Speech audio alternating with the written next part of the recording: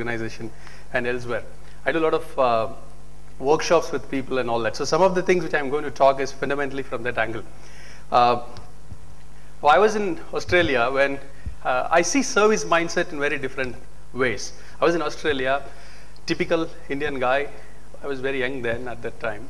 Not that I'm too old now.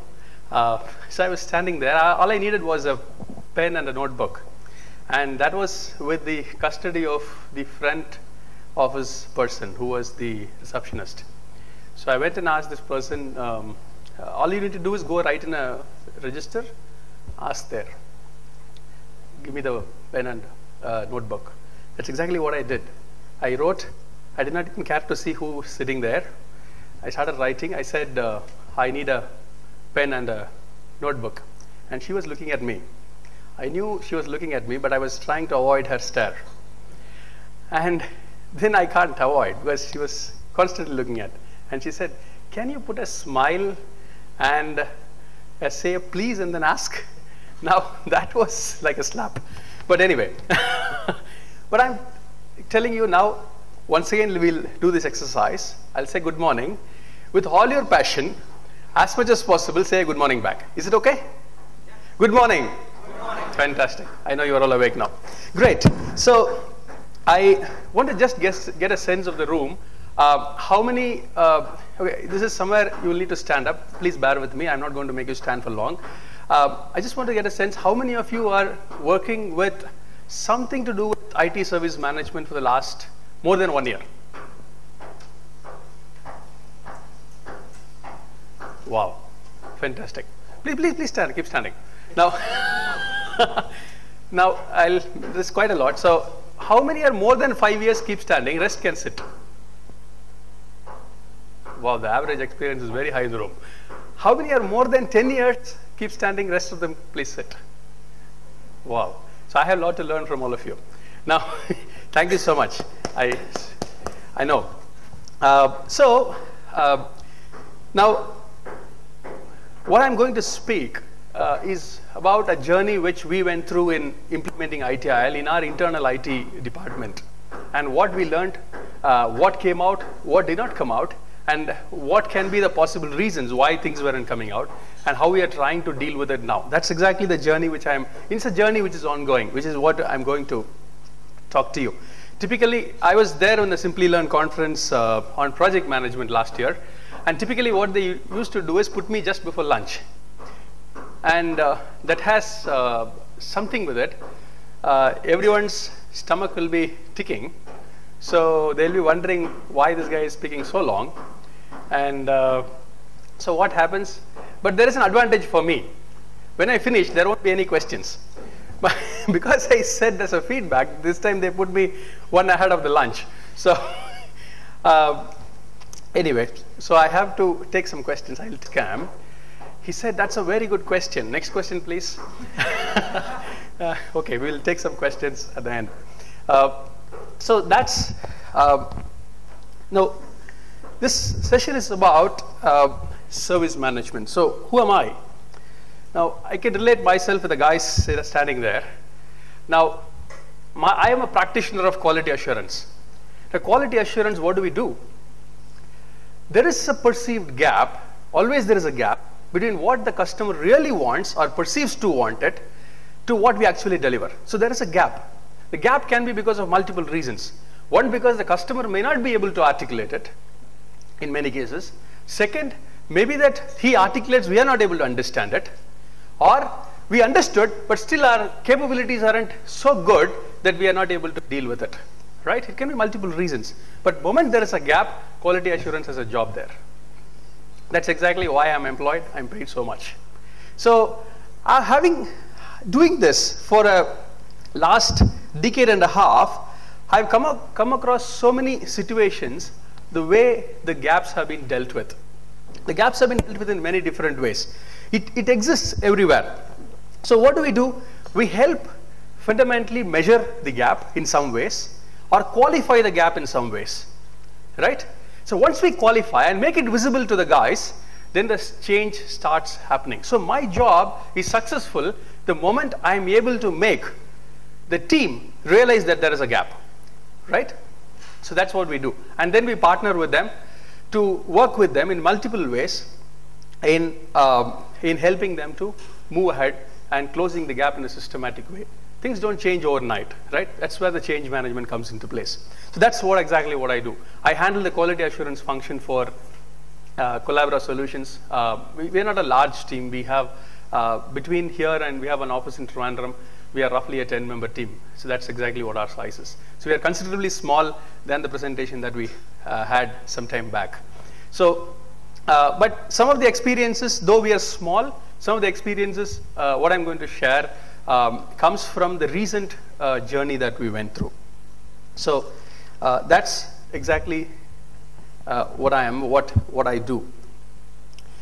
So what are the ways in which the industry tries to fix these gaps? Now, how have we been trying in the service management space? I'll walk you through all the three. We'll do a small exercise. Fundamentally, industry tries in 2-3 ways. One is they set a set of goals, right? And they start measuring against the goals. And they put initiatives which will be helping them to move towards the goals. That is one of the major methods which works very well. You don't need to use any methodologies, any techniques. A simple approach like that will definitely work. I have made it work, use that as a simple tool. Within 2 hours, the team will get a sense, oh, we stand here, we want to move. We'll do that exercise right now. The second method, which we typically use, is use a methodology. Like, say, if it's a software development work, we use CMMI. Or if it is an organization, when I started my career in MRF. So we used ISO 9000 as a means to get the organization to be more closer to what the delivery has to be. So it can be a methodology like that. Or it can be a technique, like a Six Sigma, Lean and all that. Now, I'll touch upon ITIL in detail. That's the focus of my discussion. Let me qualify these other two, what they are. There are a lot of misconceptions about what they really are. Let me touch upon Lean. Many of them think the moment you get a Six Sigma project, and every of your problem is going to get solved. Because there are some Six Sigma guys also think just because you have a Six Sigma hammer, everywhere you can go and keep hitting, right? But they all work only in certain situations. To really understand what Lean is, we organized a trip. You can also go to Toyota. From your organization, if you ask and request, I don't know if any of you have visited the Toyota factory. Fantastic. Now, you please go and see. You will see really Lean in action. Everything is a streamlined flow. Every step is very clearly demarcated as to what that step is and how it has to be done and what can go wrong, what cannot go wrong, what is the time fixed. The time is fixed. So every 2 minutes, 32 seconds, there is a step that is done. So which means within that 2 minutes, 32 seconds, it moves from that step to the next step. The conveyor is continuously moving. It doesn't stop. So the car is fitted as the conveyor is moving. And this guy fits, moves back. The next guy starts the next 2 minutes, 32 seconds. He looks at how the guy has fixed before. If there is a problem, he pulls the string, which means the line stops. And if that line stoppage is less than 2 minutes, 32 seconds, then the line continues. So there is no weightage time. So it is just a streamlined flow.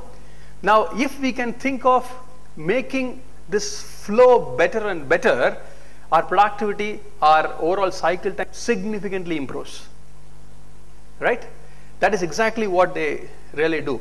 Now, how much of that we can do in IT, how much of that really happens in such a streamlined flow is a question mark.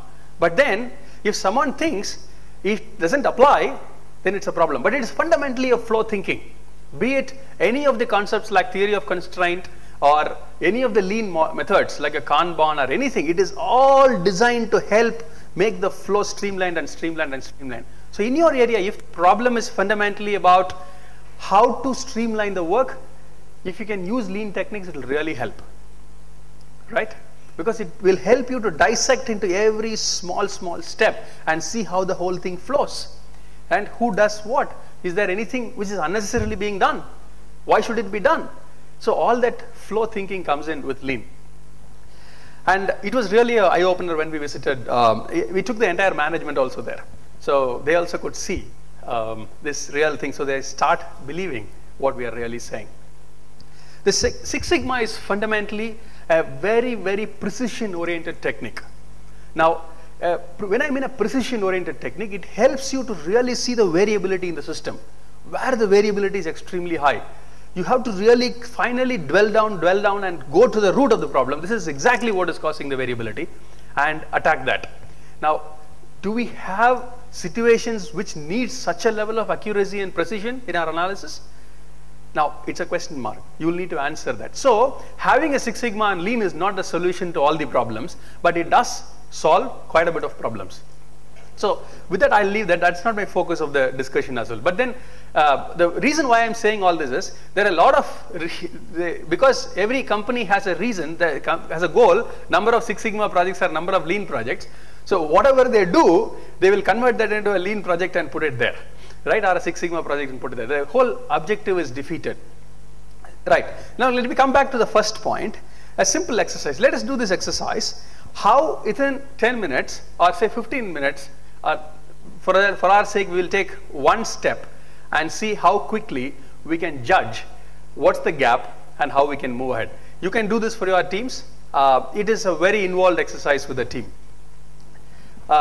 Let's take, what do you think is one of the ITSM's objective? Any one objective?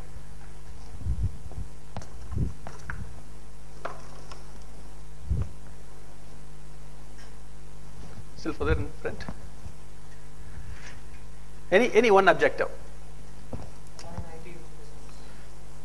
Okay, we'll keep that on hold. We'll take something much more simple. Efficient, reliable networking system. Fair enough? Right? Safe, reliable, efficient networking system. Now, you all are recipient of, in your organization, you have been getting this service, right, from your IT, in a scale of 1 to 5. Now, the next step, the first step is, what is the objective? Next step is, you have to get a sense of where do you stand, right, and where do you want to be. Now, in your area, now I don't have a data, right? Many times the issue comes because everyone wants to have data and data and data, and it gets into an analysis paralysis, right? Instead of really figuring out what the real gap and how we can qualify it. Take a simple 5-point scale. In a 5-point scale, where do you think ours as an industry, the networking service we get typically stands? Let's take a typical BSNL or any of the service, providing a good broadband service. Let us take that. Where do you think they stand? In a scale of 1 to 5. 1, 4, 3.5, 3. Why do you say it's 1?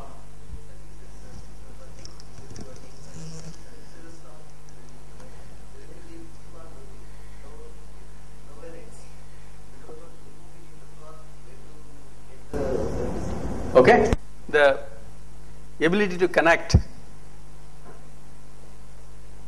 or the contact personnel to solve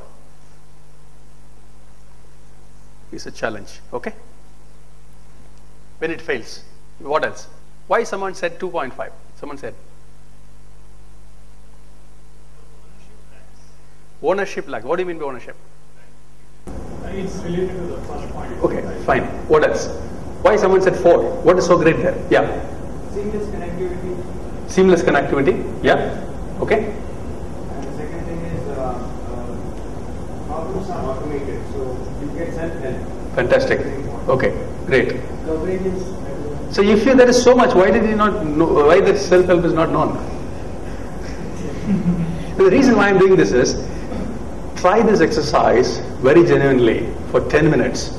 You will get a list of issues and the team will be able to identify a value, say 3.5 or whatever that is. You can do this with your customer. I did not have data. Now this is the current state. Now, how do I move from here to say 4.5 or 5? What should I do? I just fix these gaps. I do this exercise again and again. It's a very simple exercise. It is not an exercise which involves a lot of methodology. It just is a people-centric exercise. It is about a set of people, and finally we generate a single sheet of all the objectives, a typical sheet of all the objectives, where we stand. On the left, what are the typical challenges against each of the objective, and then what are the initiatives that the people propose. And it just happens in half a day or sometimes in a day. And the buy-in is much higher, the ownership is much higher with the team, because they want to change now. Because it is all what they have said. Now this is a very, very easy, effective tool in your teams that you can adopt. Right? But this may not give a solution, this may not give you a sense of a direction of very, very methodical, deep, best practice driven or very evaluation oriented, independent view. There is a risk with this, because no matter what you do, there are some things which the people don't want to accept. Right? It has its own issues. So this in isolation may not be the perfect solution, but this is a very good solution for you to really baseline where your team stands, or where whomever you are trying to consult and help, where they stand. A good starting point. Right? This will help to align them, to get them to really start working on a change plan. So I leave it there. So this is how typically in service management people have been trying to fix the gap, either through a typical goal, then to a metric. Finally, what we do, take all the objectives, translate into goals, translate into parameters which can be measured, and put goals against it and translate it to people, and finally they start tracking. And the initiatives get done, so we keep monitoring against those measurable parameters, we are moving or not, so that the gap is getting closed or not. Right?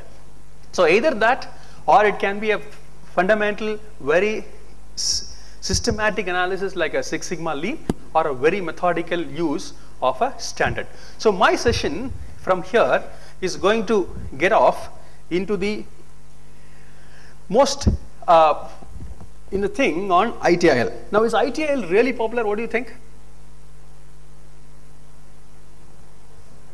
Fairly popular?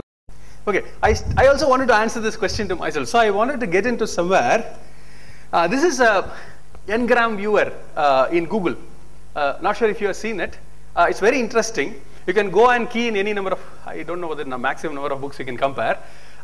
You can go and key in a book name or a title, a word and the title, and you can see whether how many, as a percentage, how much is this book between a certain period to certain period. This is, I think, is till 2008 is what the data gives.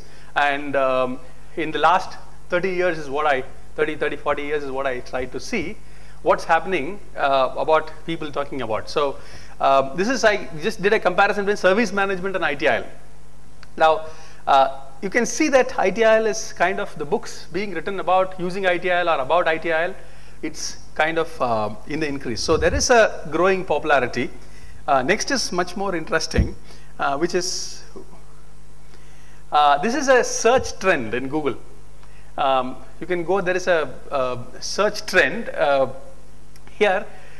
This I compared between CMMI and ITIL. Who is ITIL? If you put ITIL, it will kind of give all words related to ITIL V3, ITIL certification, ITIL this, ITIL, anything about ITIL. Similarly, CMMI is about CMM, CMMI, all those related words it captures. So somewhere CMMI is kind of, people have stopped searching about CMMI.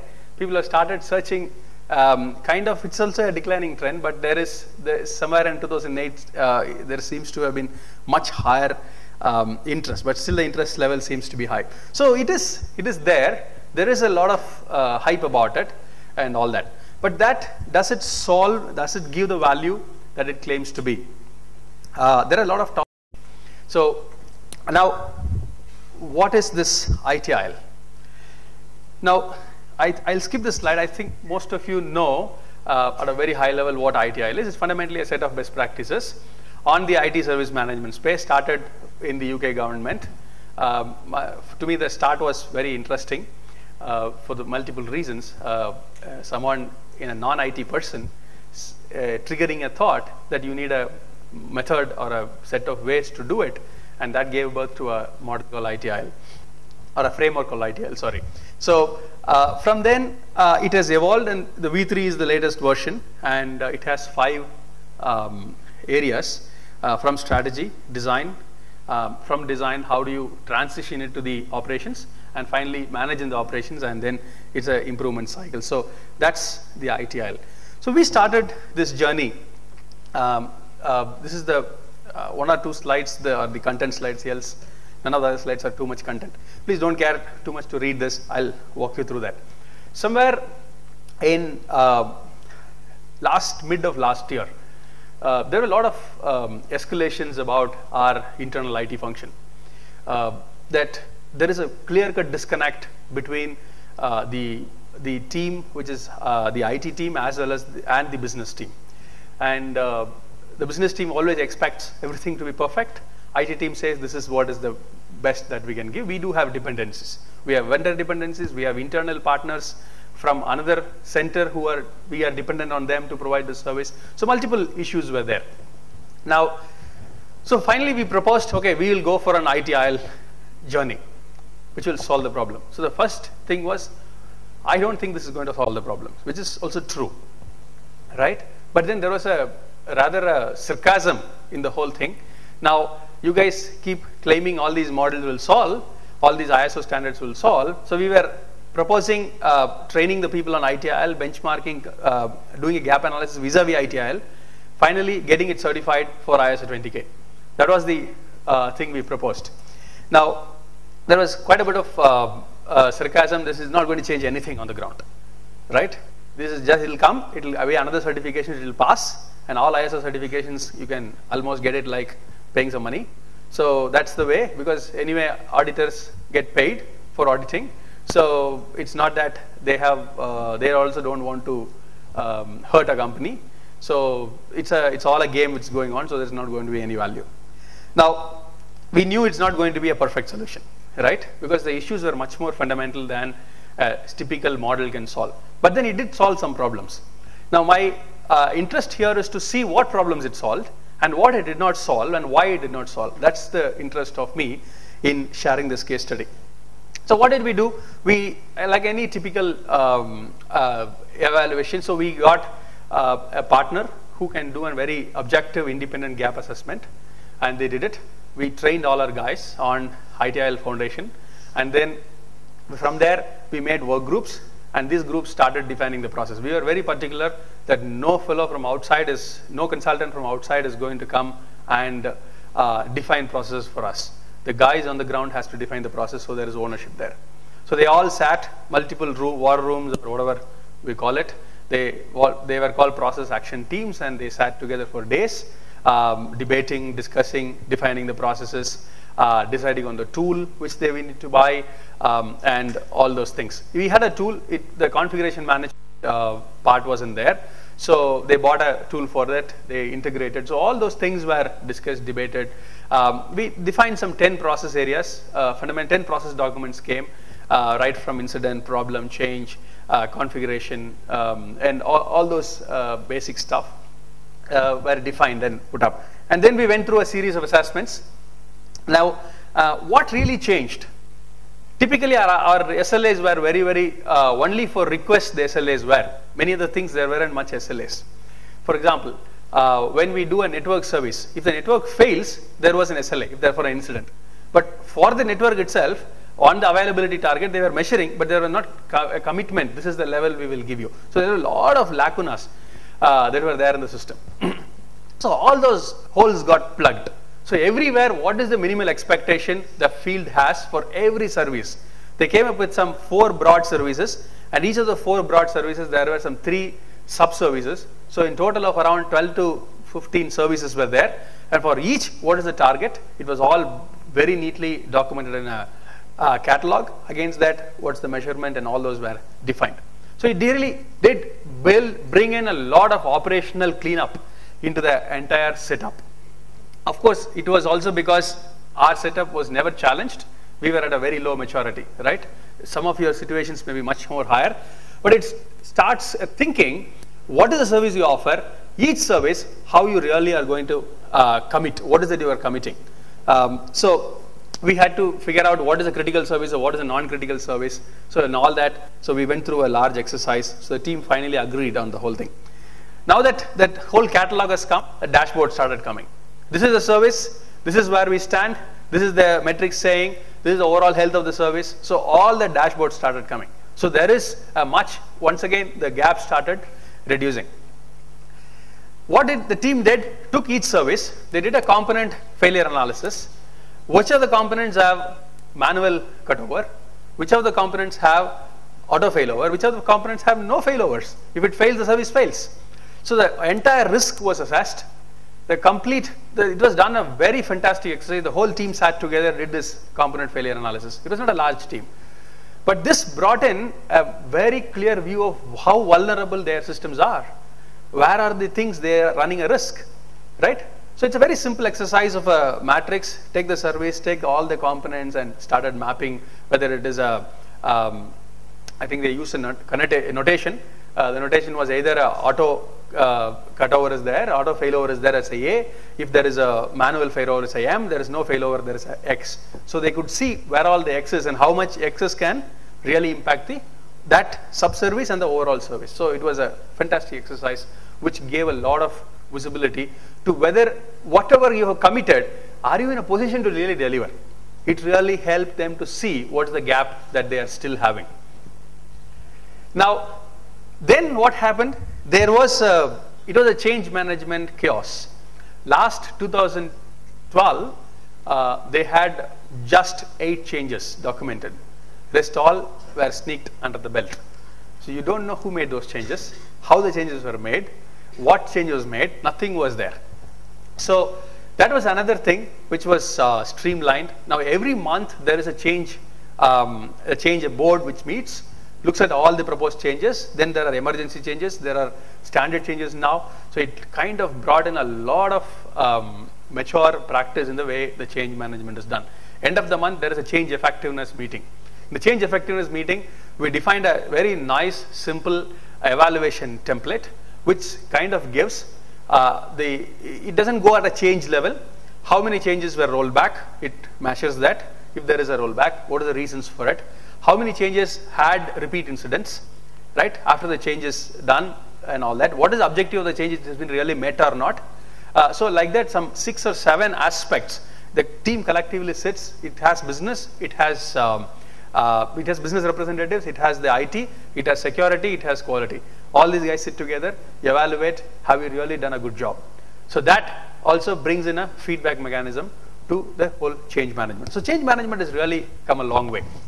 I'm not saying it's perfect, but where we were, the lack of accounting on change, things have really vastly improved. Now, we had dependency with multiple other groups. So all those things became an OLA. Now this OLA isn't really working though very well. And then we started an area where the team was spending extremely high amount of time. We did not know how much time each of them is spending on what activity. There were so many reports being generated. So we took that area to optimize the entire reporting and those kind of tasks. So these were some of the changes we brought. So with each change that I talked about, you can see that the gap was actually reducing, right? That's exactly the value we got. But then let's evaluate now. This is exactly what we finally put up. Now, how much did it change on the operations? Did it bring governance on operations? Very much. You take any of the governance operational processes, it made an impact in our incident management, it made an impact in our problem management, it made an impact in all the event management, everything got cleaned up. Now we go one level higher. What is it in our change management, configuration management, release management, testing? Has it improved? Yes, this journey definitely hit the ground there. Now, one level higher. Did it really change the service design part? We actually only documented and did some change, some means to assess what is the vulnerability from an availability angle, do we have sufficient capacity or not? We did raise some questions. Did it fundamentally change things? It wasn't. Now go to one level higher. Did it really, though we started a lot of things in the business relationship, measured the CSAT and all that, fed back some reports in a nice dashboard way, did it really improve the connect? Very limited. Now, so there is a level where it impacted, where it did not impact. Right? Now, at this juncture, do you see a similar phenomenon in your place, or do you see a very different scenario in your places? You have been involved with this kind of journey for multiple years, right? Do you agree with it? Do you have a different view to it? Feel free to share.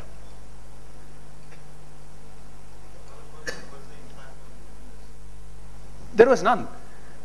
In our case, there was some impact. It is not that there was no impact. The SLA started looking slightly better. It wasn't it was bad.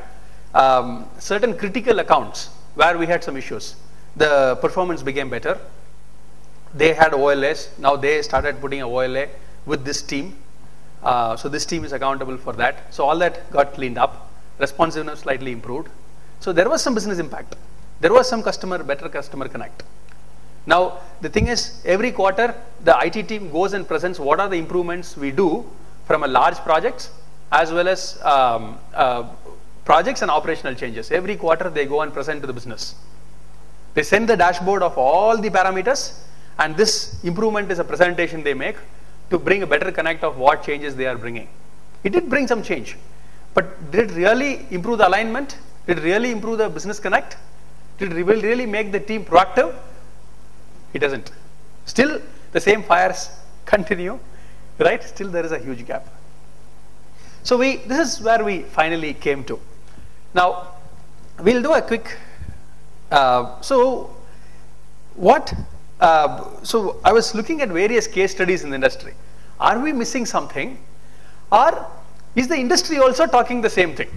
The same question I asked, we wanted to see from various places whether is it similar, non-similar. So this was exercise, I enhanced the exercise. We did some of the search some time back. We looked at a couple of case studies published in the industry. Way from 2001, there are multiple case studies.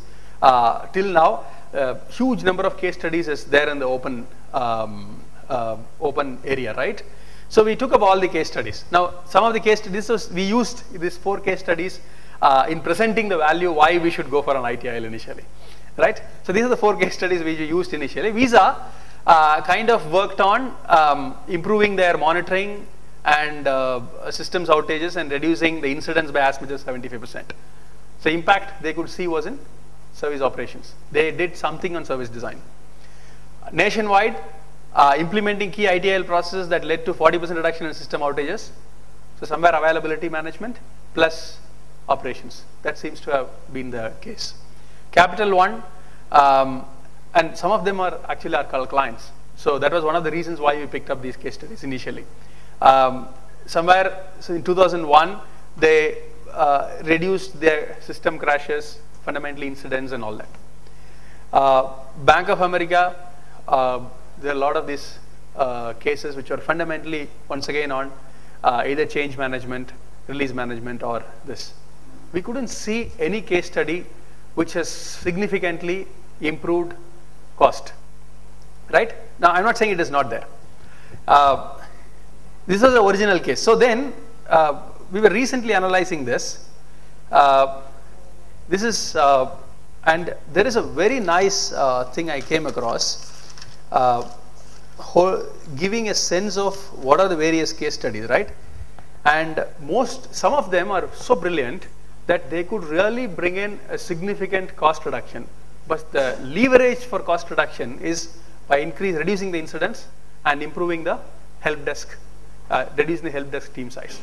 And one thread seems to be running that most of the improvements on this area, whether it is using Six Sigma or Lean or whatever that is aimed at reducing the cost factor that is spent into the IT management. And we went through case study. I was just looking at quite a lot of case studies from all the industries, be it government, be it telecom sector, be it healthcare, be it travel, be it everywhere. There are multiple case studies put up there. Across all the things, one predominant feature, or most often the case studies cited, are mostly in the service operation, service transition, which are ample number of case studies to pick up. But the moment it comes to the higher level, how much satisfaction it really drove, how much business connect and alignment it really drove, whatever that means, right? Now those kind of case studies were far few. Those kind of practices being published are far few. Now that doesn't mean ITIL is weak, right? ITIL may have practices, but the way we have deciphered and way we have really brought it to the ground, or the way it is being interpreted and put in, there is a perceived gap, which is really a gap which we need to really build it. As practitioners, so this is another area this is the area that we identified. So if we stop here, it's not going to really take us to a major impact that we are really looking at. So we are going through a cycle now, and that cycle is what I'm going to explain. Now I want to dissect this problem through another means, and I seriously wanted to know, why is this phenomenon so, right? So I want your help. Yeah, please.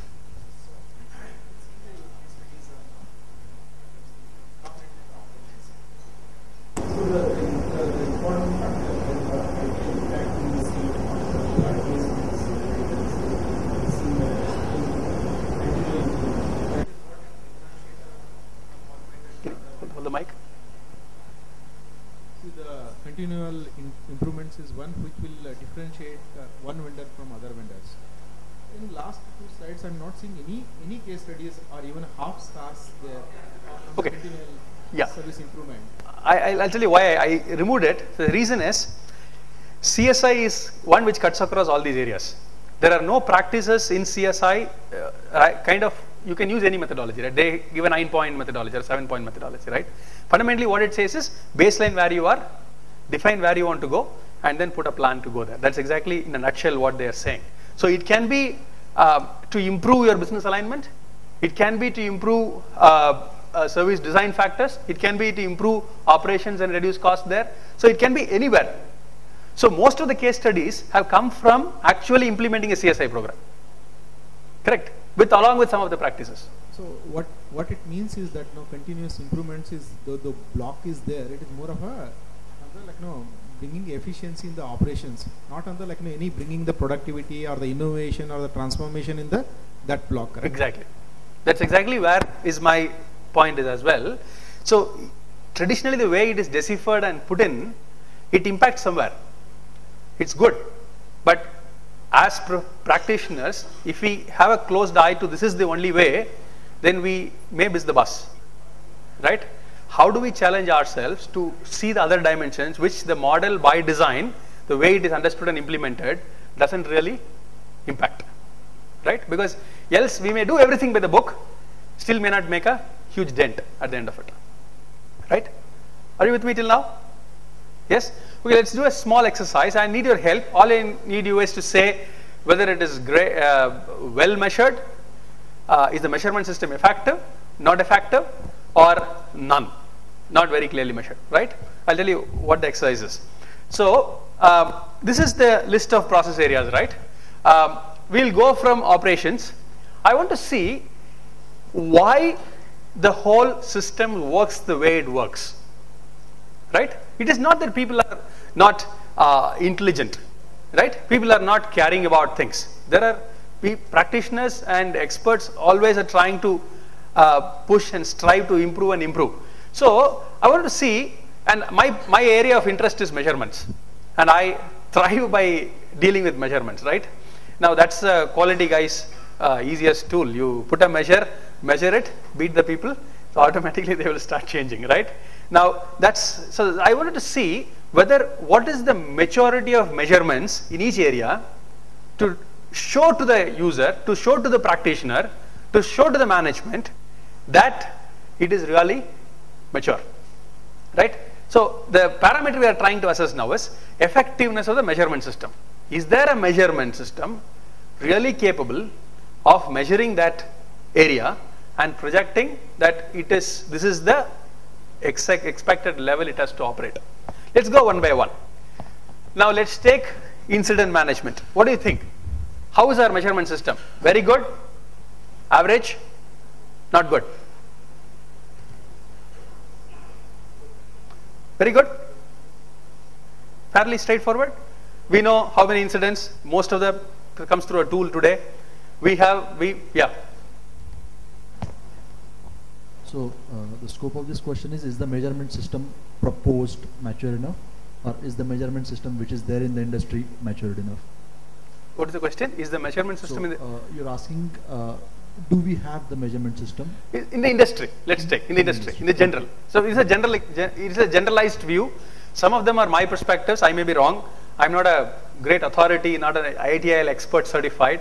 I come from a very independent view of a quality assurance view, right? Of any system that needs to be measured can be systematically improved. That's the viewpoint I come with, right?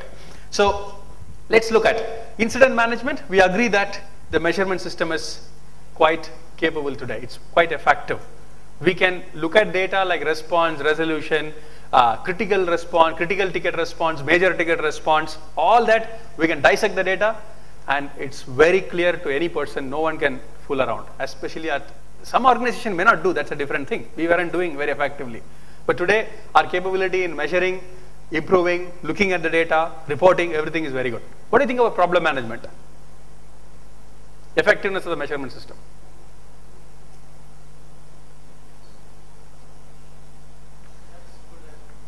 That's good. Can we say that looking at the problem data, yeah, these guys are very good in problem management? I don't think so. We haven't. We were zero list of problems last year. Now we have started seeing some problems in the problem list. That's all. And even if that list would have been much longer, I don't think anyone can qualify and say, yeah, this system is really effectively working. So I would give a yellow. Service request, very good, like very close with incident. Event management, fairly good. A lot of tools are there. It clearly triggers and all that, right? Access management, I won't know much about this area, but I chose to give, we did not at least have an issue with the kind of volumes that we were dealing. Now, let's come to change management, configuration management, release and deployment testing. We may have measures. My question is the measurement system really effective? By looking at it, can we judge this system is really operating at a fairly good level of maturity, right? What do you think of change management? Medium, great, not great. Not allowed there? Difficult. It's a judgment. So I'm just using this as a sense to communicate and engage with you. That's it. So it's a generic view. Given a situation, things may change vastly. Change management. Once we institutional, of course, there is a person element in it. But the moment we started putting the change management process in place, the changes started getting logged. We could measure the effectiveness of change. Fairly. It may be a judgmental exercise, but we could see the change management really working. None of the change was getting escaped because there is a business, there is everyone connected, so it has processes in its place to bring the whole thing. But when it comes to, sorry, the yellow I don't think looks clear, it all looks like green. But the way configuration management, we do have a system today, but how much of it is really effectively working, there is still a lot of gray area. Release and deployment, how much is it really effectively done, the release and deployment? Just that we are releasing and all that. One, there is good thing about it is there is a feedback loop which comes if it may create subsequent incidents, but that also sometimes escapes us. It's not that it is only that CIs are connected, so there is a fair connect, but still how efficient is the release and deployment working? Is it foolproof? We have no clue. Testing is fairly okay. Knowledge management is another area. We have started putting some knowledge. We really don't know how effective it is. There is no way to measure it. Right? We only can know, yes, there are some knowledge elements, people are logging and all that. How much is used, how effective it is, we have no clue. Now let's go to this area. It will be much more interesting. I'll go a bit faster. Now, except service level management and supplier management, where the metrics are fairly decently established, governed, you can use that to judge all other areas. The measurement system wasn't really telling where we really stand. There's a gap. Now, what do you think is service portfolio, which talks about the business relationship, future, and all that? Where do you think we are? This is the most we have not been able to get a single metric, of course, in our scenario at least. I'm just generalizing. There may be brilliant papers written there. There are methodologies that are there in the industry, but this is what we could muster. So the reason why I'm putting this slide is that you can see the areas that are not really making an impact doesn't have a clear-cut measurement system.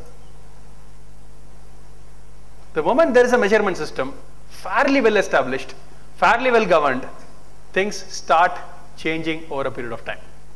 Now, that doesn't mean the most obvious solution obviously will be to go put a measurement system, but maybe not, it's not possible.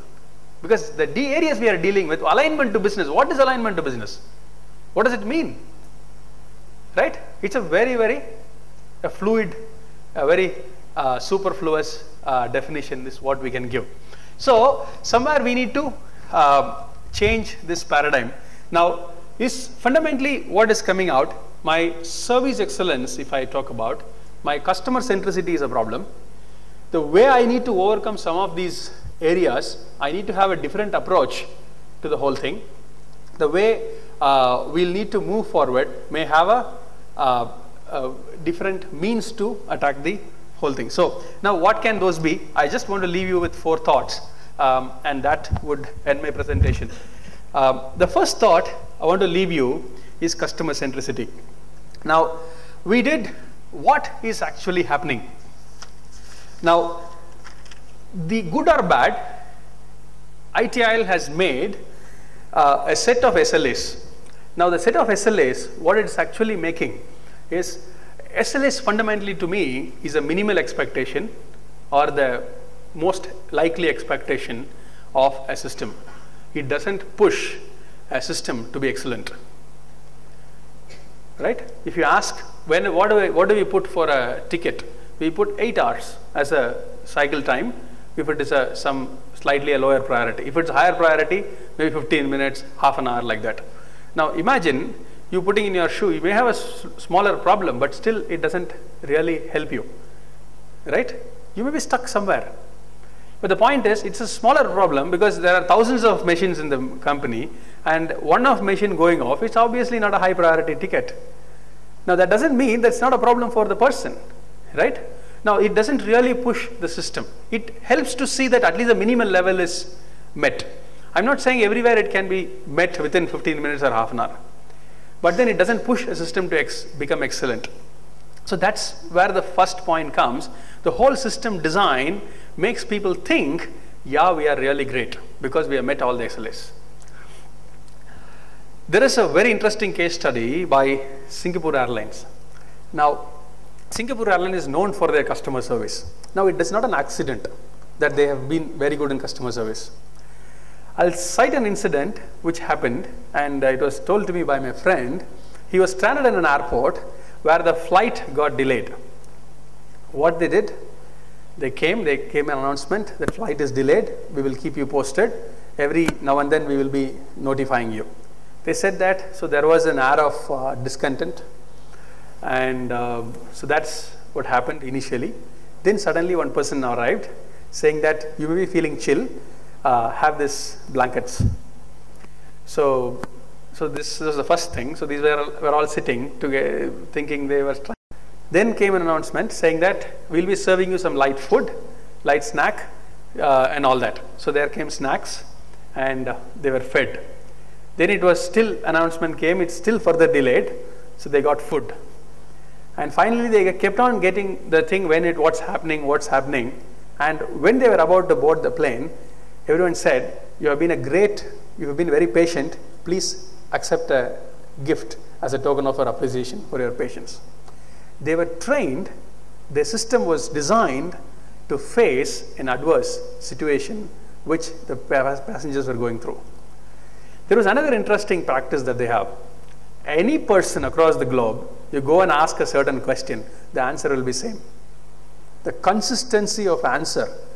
Now we talk about process for doing our activities. They have a process for answering the questions. What is the right answer for a question? Now the responsiveness of a query or a issue that a person may take it to their counter is addressed in a very shorter time, and they pride about it. Now it is no wonder it's not an accident. I'll tell you what is the aftermath of this. Kotak Mahindra Bank was a recent entrant into the space of banking, right? There were every established players like ICICIs, HDFCs, and big guys like SBIs and all that. And they were all thriving. Now, Kotak Mahindra Bank finally decided that we have to do something. They called Singapore Airlines to come and do a consulting for them. And Singapore Airlines came and found out, your guys on the front doesn't know really what to say. They keep saying something. So since then, their major focus was on training the frontline executives as to what kind of questions will come, how they should answer, how consistently they have to answer. And since then, Kotak Mahindra Bank has grown significantly in this high competitive banking environment. Now, that is an example of a great customer service. Now, if we pride ourselves saying that our SLAs indicate that we are a great team, please sit back and think that may not really be the right answer. Right? How to leave the thought lingering here? It is for you to see what in your view, in your environment, will really mean a great customer service. Right? The second thought I want to leave with you is on innovation. Now, we have this constant challenge in our organization. So whenever we put a standard process, be it a software engineering process, like a review process or a testing process, or even for ITSM a standard process, any standard process is only going to solve 50 to 60% of the real issues. It's not going to give solution to 100% of the operational issues that the team is going through at that point in time. Right? Now, how do we overcome this barrier? So, we started with a program, and the program goes something like this. Let me give a small exercise. I think, yeah. Okay, I have a basket. Can you transfer water in this? How? Exactly, that's not a solution then. Sorry? Fantastic, that's an option. Make it into ice cube and put it. What is the solution? Put the water bottle there, you can transfer water there. What else? See, that's exactly the point. Now the moment I state a problem, which is the first obvious solution, seemed to be what? Impossible. But the moment I start pushing my team to go to the next step, the brilliant idea starts coming. We did this exercise. Another example we gave. Can I continue for some more time? Okay, another exercise we gave. We told a story. This is a guy throwing a party for a set of people, and these set of people, and he's for elite kind of people are the audience. So he made a very nice juice to serve. So they were about to serve. The juice is made and kept in a big one, and then there is a ice which has been bought, and it's about to be mixed and served chill. Now there is a guy who is from the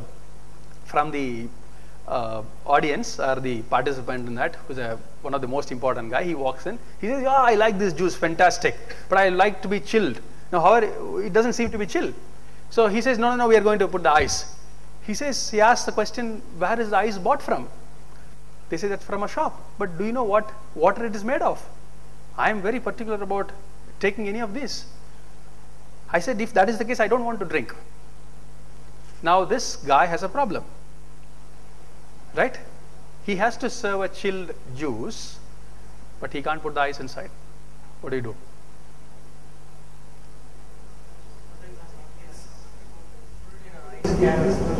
Sorry? Chill it in there?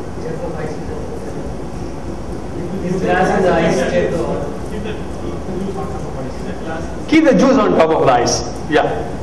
What else? Same thing, right? So the moment a problem looks a big problem, the moment you start generating possibilities, and you can encourage your team to generate possibilities, your odds of making a change is going to be much higher. That's exactly how the innovative thinking starts emanating, right? And as managers, we owe this to our team to make them start thinking if there's a problem, yeah, there's a problem, right? But then start thinking bigger. Can we do something about it? Instead of saying that it's a problem, why can't we do something different about it? We have tried all this, fair enough. Can we try one step different? And this, when you keep trying, new ideas starts coming.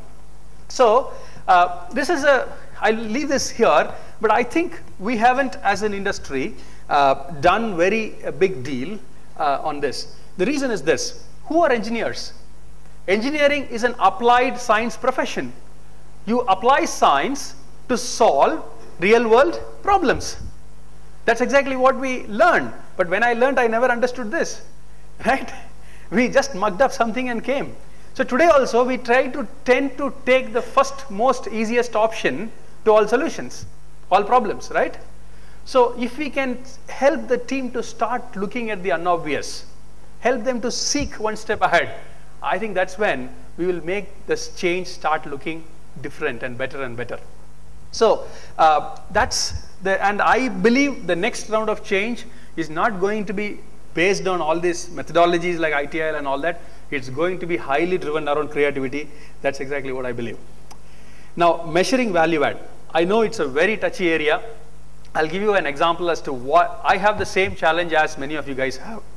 Now, what do? I have a team of people now who has to go and consult projects, audit their projects, consult them to improve, and all that. That's exactly what my team does. As much as an IT service management, you have a problem of value add and alignment, I have the same problem. Now, what do? Now, one of the things we have is a monthly set of milestones. Every person commits, these are the milestones I will achieve by the end of the month. At the start of the month, they commit. Because my team is internal and no one gives us a schedule. No client is there to give us this is what you should do. It's we generate. And we collaborate with the projects to achieve them. Now, my measure is how many of that outcomes are going to make a difference at the project. We typically run around for a 8-member team in Bangalore, including me, we typically run around with 120 to 140 outcomes in a month. Some are small, some are big. Every outcome is measured. At the end of the month, we quantify how many we finished exactly as per the plan. We roughly run around 75 to 80%. Right?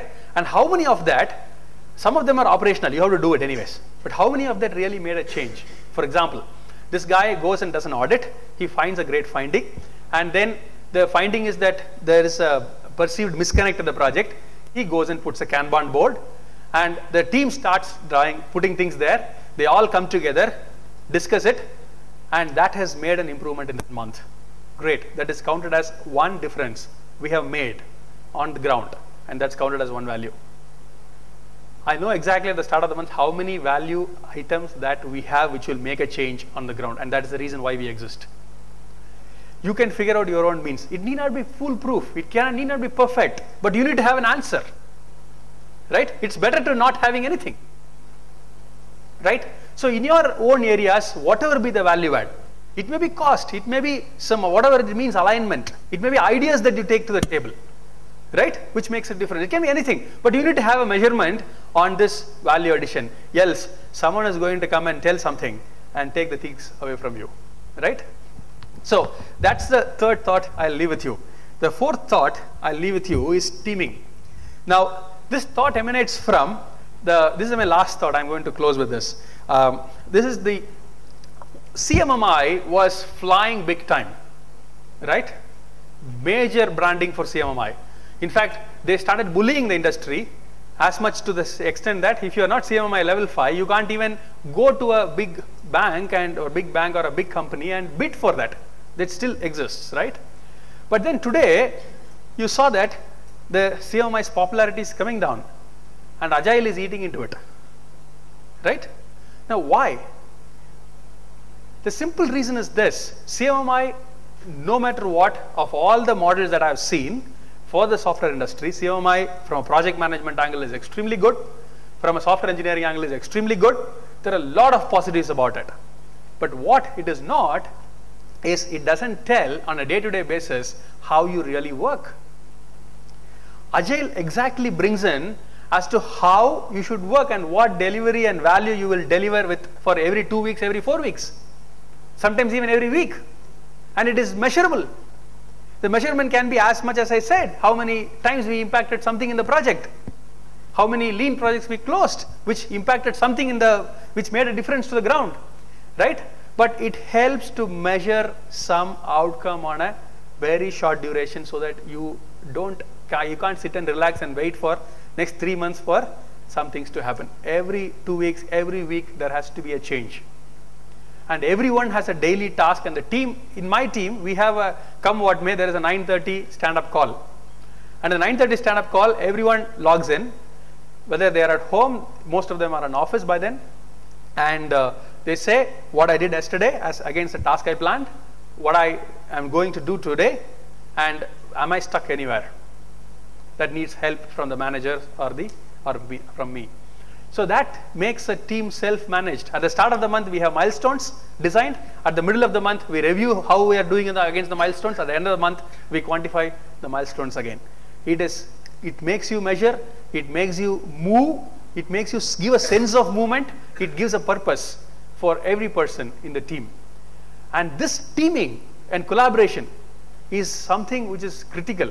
Now, when I see a typical IT team, I see that they are into multiple silos, and all these silos are not connected well, and each one is in their own way. Unless otherwise we figure a way to bring some practices to make them collaborate, make them work together on a day-to-day basis, make some sense for them as a meaning to achieve, that is when the change will start moving. Which do you think? Let's take 4 areas. Area number 1, service operations, happens on time typically. Yes? Problems, identification and doing root cause, does it happen on time? Much lower. Changes, do they go always on time? No. Come to the IT projects, how much improvement, like we want to virtualize a set of servers, we want to move this project, is it always going on time? You can see that, right? From operations, as we go higher and higher, you see that our commitment to really do and deliver value keeps lower. Right? We need to figure out a way to integrate the team to ensure that right from the fundamental operations like as typical tickets to problems to the next changes to the value adding projects, all have to have a focus, and on a day-to-day basis things have to tick. It's like in the middle overs of a cricket match, right? If they all start only hitting 4s, that team is not going to end up getting too many runs. Right? They have to keep playing the 1s and 2s and 1s and 2s, keep the scoreboard ticking so that you can really accelerate. And that is exactly one of the other things which I see that ITSM really doesn't, the current model of ITIL really doesn't go focused on it. You have to augment some means to deal with it. So let me summarize. So these are my 4 thoughts. ITIL has made a dent into the industry. It has brought in a lot of engineering fineness, the management fineness into the way we manage services and the service management. But then if the customer centricity is lost, if the innovative pulling is lost, then if the way we do the various teams and integrate and make them gallop is lost, and if we can put all these things together, the 4 things that I talked about, and if we can measure the value on a regular basis, I think we as ITSM will make a much larger dent than what we are doing today. Thank you so much for your patient hearing. Yeah. Yeah, one second. During the entire process of your case study and implementation, did you at any point in time look at the cost of failure and evaluate it? Did you quantify it at any point in time? We couldn't quantify it. We had a couple of S1s we tried quantifying. At the moment, the current quantification is for the critical projects, critical accounts. What is the availability loss? That's where we have not put that into a number at this juncture. One of the things we are right now moving is to measure the IT cost per person, so that we will see what's happening. That's the main thinking at this juncture. We haven't started quantifying the issue-wise, what is the opportunity loss or potential loss to the business at this juncture. We haven't done it. Good thought. In your journey, I want to know how much focus. My name is Ullas. I work for an ITSM consulting company called 3Gamma. I had a question, I think in your second slide, I guess, in your journey, you mentioned training as one of the steps. That was after forming your core team. So how much of impact that had in your subsequent stages? Well, what we did is we had a core team of around 12 people, plus there were other people who were reviewing and all that, right? So it made a team of around 20 odd people. So we got them foundation certified. It really helped because we were, and the way, 2-3 things. It was done first of all as a motivational factor. You get certified, right? So there was a carrot in a way there. And also when we did the training, I was very particular to get a good trainer who could really stand and connect with the ground. So we gave them a lot of this thing about how we really operate. What is the services we offer? Because we had a infrastructure management business which deals with a couple of customers outside. We had the internal IT team, which was a major consumer, who was going through the major change. So it was fundamentally because these two teams, we gave all the flavors to them. So they came prepared with a lot of these exercises to deal with, make the people understand and all that. So it was done with that value in mind. So what it did is it brought the engagement on them to believe that they can define a process.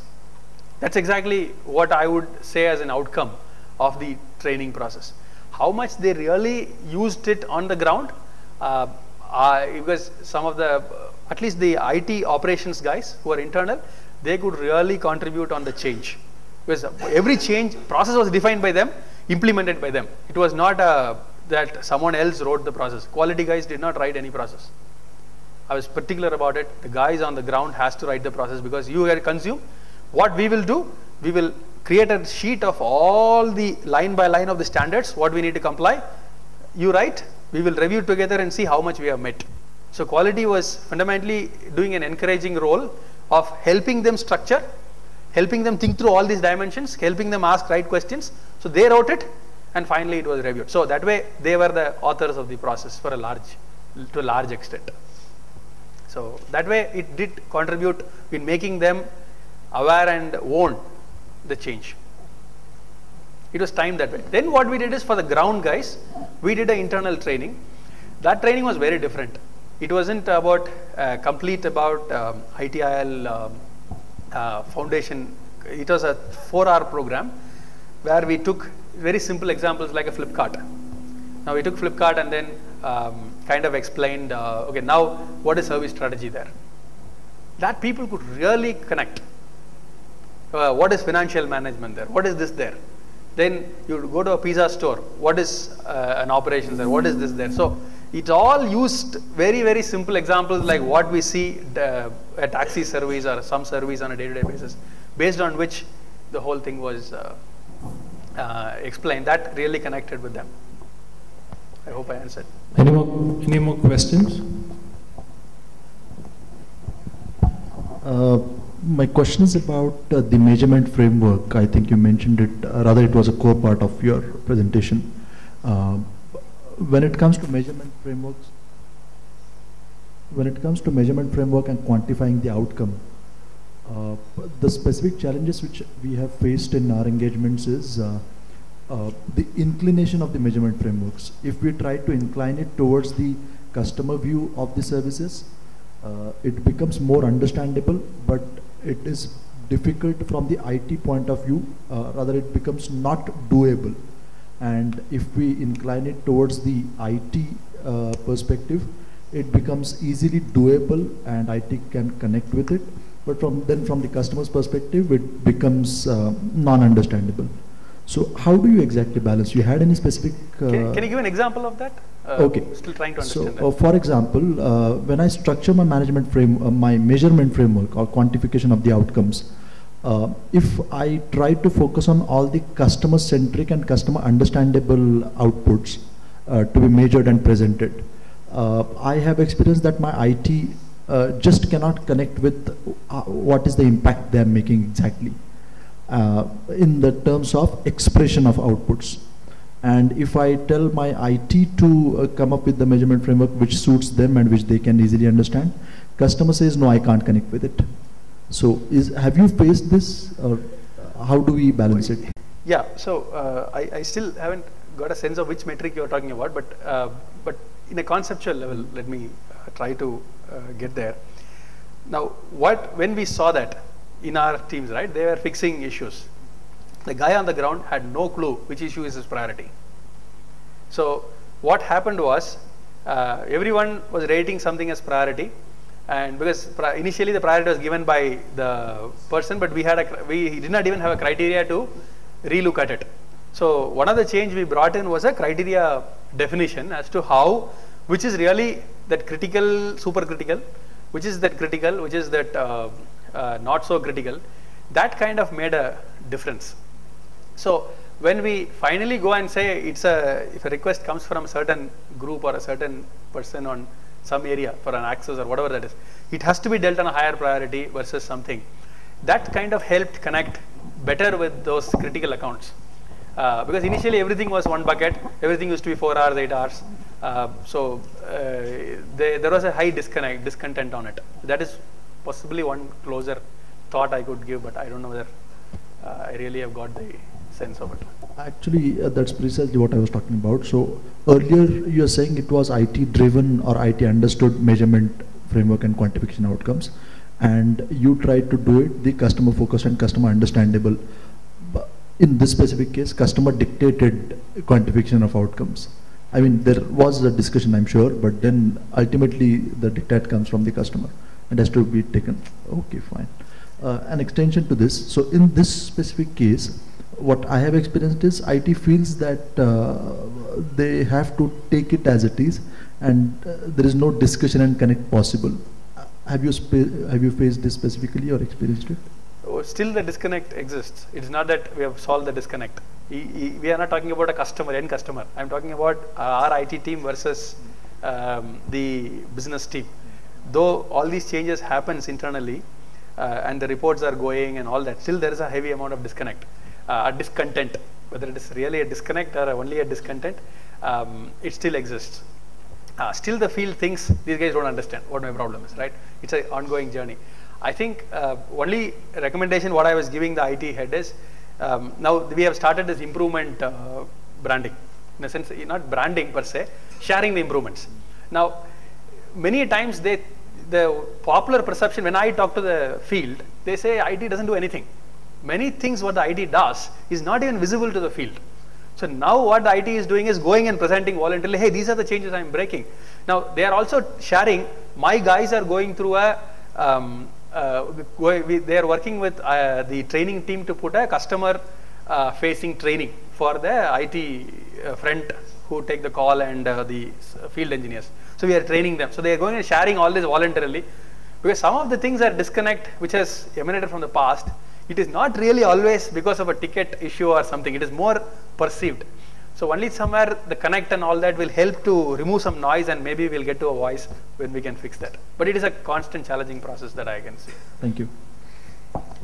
I think I have run out of time. Thank you so much, folks. I really enjoyed talking to all of you. Thank you very much, Moses. It was a very insightful presentation.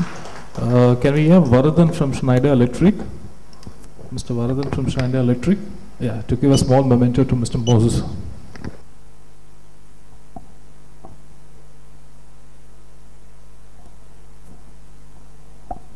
Thank you very much, Mr. Varadan.